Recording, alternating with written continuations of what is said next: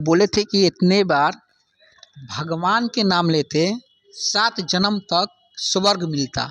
इ- इस पे क्या कहिएगा आप? तो ये अमित शाह जैसे लफंगा लोगों के लिए ये कोई नई बात है क्या? इससे बड़ा लफंगई भाषाओं का जो इस्तेमाल है, भाषाई मर्यादा का ज्ञान भारतीय जनता पार्टी वाले लोगों को है नहीं। तो इसको कौन बताएगा?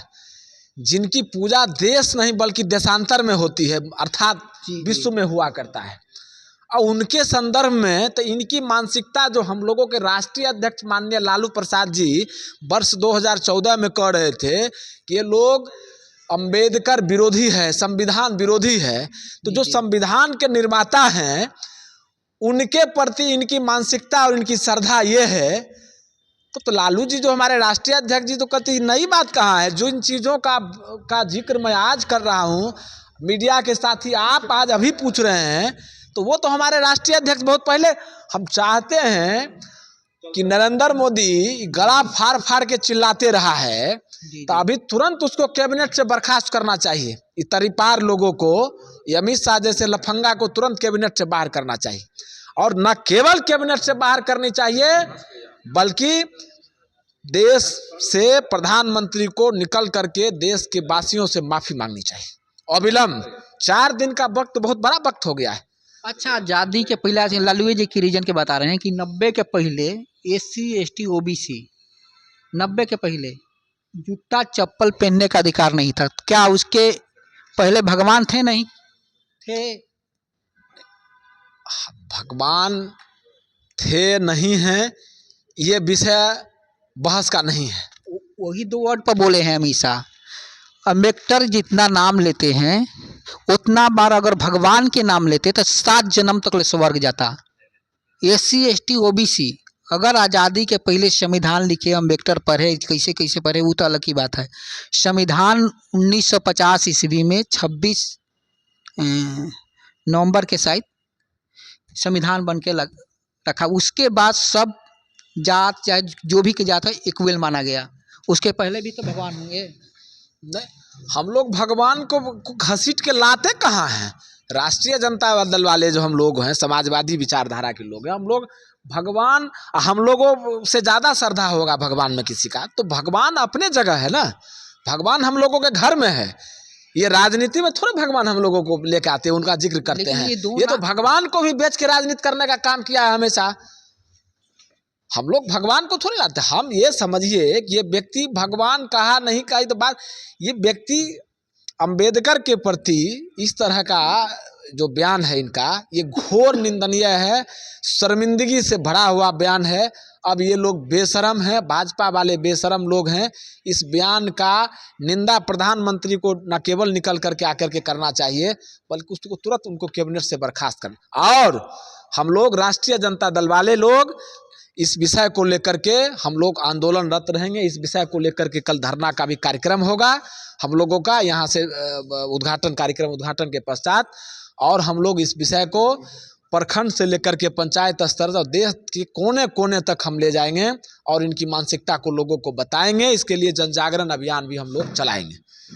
संविधान बना 1950 के बाद लागू हुआ, देश में लागू हुआ तो सब लोग की संविधान के मानने वाले थे। संविधान ही अलाउ देता है कि आप किस धर्म के हैं वो मानिए। संविधान ही देता है आपको धर्म मानने के अधिकार।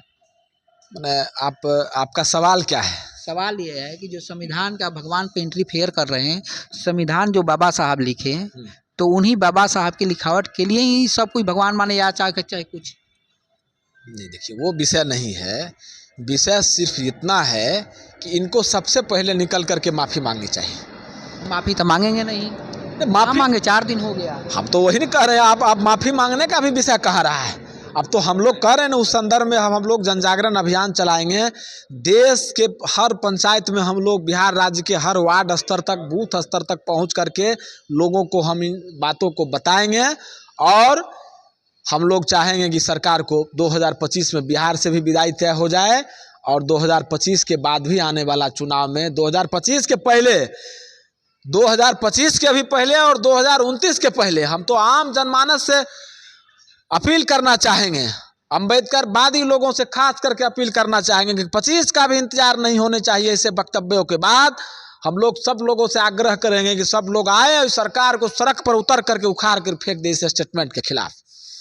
दोनों 25 का भी इंतजार नहीं करें। दोनों पार्टी बाबा साहब की मानती है, लेकिन विचार पे चलती है। कहाँ मानती है? कौन पार्टी? दोनों एक तरफ है एनडीए, एक तरफ इंडिया गठबंधन।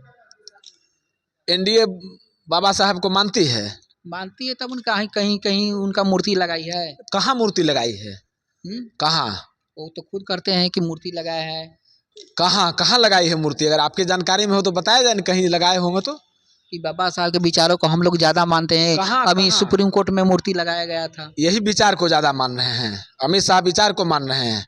ये मौन जो सहमति है लोगों का अमित शाह के समर्थन में, चाहे वो मोहन भागवत हो, चाहे नरेंद्र मोदी हो, चाहे पूरे भाजपा के राष्ट्रीय पूरी भाजपा पार्टी जो मौन सहमति, आखिर कोई निकल करके। और हम तो अपील करेंगे जो SC ST के भी और हम लोगों के समाजवादी विचारधारा के जो भी सांसद हैं, जो भी MLA हैं, जो भी मिनिस्टर हैं, उनके साथ और जो भी पार्टी के पदाधिकारी हैं, थोड़ा सा भी जब जीतन राम मांझी से खास करके हम तो चिराग जैसे लोगों से कहना चाहेंगे कि आप वहाँ कहाँ पत्तल चाट रहे हैं बैठ करके। आपको तो तुरंत उसमें प्रतिकार करना चाहिए। इस बयान का में माफी मंगवाना चाहिए और इस बयान का खंडन आपको भी कम से कम खंडनों तो कर दे चिराग पासवान। इसका मतलब है कि चिराग पासवान और जीतन राम मांझी भी बाबा साहब अम्बेडकर को नहीं मानते हैं। सत्ता क्या इतना लोभ हो गया है, सत्ता का मानते हैं तबे चिराग पासवान एथी सीट पर, आरक्षण सीट पर जाके लड़ते हैं। आरक्षण सीट पर नहीं लड़ते तो आरक्षण सीट पर मानने के लिए नहीं लड़ते हैं, आरक्षण सीट पर अपने आप को सेफ समझते हुए लड़ते हैं जाकर। उनको तो जनरल सीट पर लड़ना चाहिए।